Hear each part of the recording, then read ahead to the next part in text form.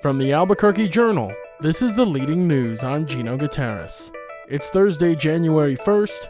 Here's what we're covering on today's episode. Albuquerque's Explora Children's Museum rang in the new year early with its annual New Year's Eve celebration, filling the building with popping balloons, music, and excited kids. At exactly noon, thousands of colorful balloons dropped from above, sending children scrambling across the museum and reaching over the railings to grab them. Families arrived dressed for the occasion, some in homemade disco-themed outfits. 10-year-old Nick Hoofus, wearing silver tinsel and a disco ball hat, said his New Year's resolution was to eat as many, quote, weird foods as possible. His mother, Jenna, says she hopes to focus on making fun art in the year ahead. Throughout the museum, kids shared hopes for the future. Sisters Raylan and Leanne Gonzalez said they want to visit Universal Studios and improve at soccer. Outside of the museum, sisters Rio and Elena Velope talked about jumping rope, improving multiplication skills, and being kinder. Their early celebration offered families a festive, kid-friendly way to welcome in the new year. Bernalillo County firefighters have been removed from the Sheriff's Office helicopter unit after more than a decade of joint search and rescue, firefighting, and medical missions, following a policy change allowing firefighters to use marijuana off-duty. Sheriff John Allen said the decision, made in June of 2025, was driven by safety concerns, citing a, quote, zero margin for air and aviation operations after the county ended random cannabis testing for firefighters. Firefighters union leaders say their members agreed to continue random drug testing under the Sheriff's Office standards to remain in the Metro Air Support Unit, but Allen rejected that proposal. The unit had historically paired sheriff deputies and pilots with county fire personnel and played a key role in rescue and law enforcement operations. The decision comes in the shadow of a 2022 helicopter crash that killed 3 deputies and firefighter Captain Matthew King. A federal investigation blamed poor maintenance, not impairment, and a related lawsuit remains pending. Allen said he rebuilt the unit to prevent further loss of life and would not compromise standards. Firefighters and union leaders say the move violates collective bargaining agreements and is deeply offensive. Meanwhile, BCSO says the unit's capabilities remain intact after replacing firefighter paramedics with UNM hospital doctors.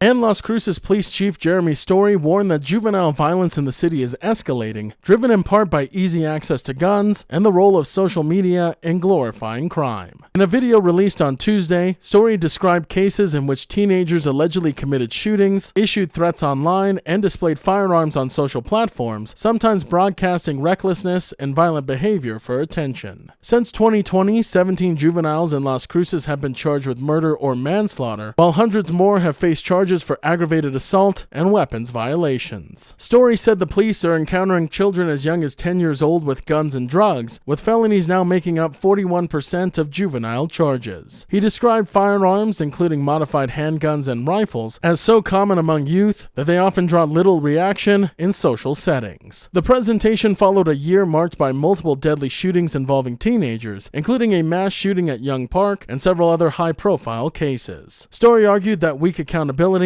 gaps in rehabilitation services, and limited youth programs are failing to divert children from violence. Community advocates agreed that early prevention is critical, but stressed that broader family pressures, including economic stress and lack of support services, are also fueling crime. With a legislative session approaching, the issue is expected to be a major focus as officials debate how to balance accountability, prevention, and rehabilitation. The leading news is powered by the journalism of the Albuquerque Journal. If you enjoy hearing all of the stories we share with you here daily, please consider becoming a digital subscriber to the Journal by utilizing the discount code in our show notes. Every subscription helps support local journalism and allows us to provide you with the news that matters to you. Now taking a look at Albuquerque's weather forecast, there is a chance of rain and snow showers today, mostly cloudy with a high near 58. As for this evening, a 20% chance of showers does exist before 11 p.m., partly cloudy with a low around 38. To keep up with all the latest news from the Albuquerque Journal, you can visit our website at abqjournal.com. I'm Gino Gutierrez, wishing you all a safe and happy New Year's Day. The leading news will be back tomorrow.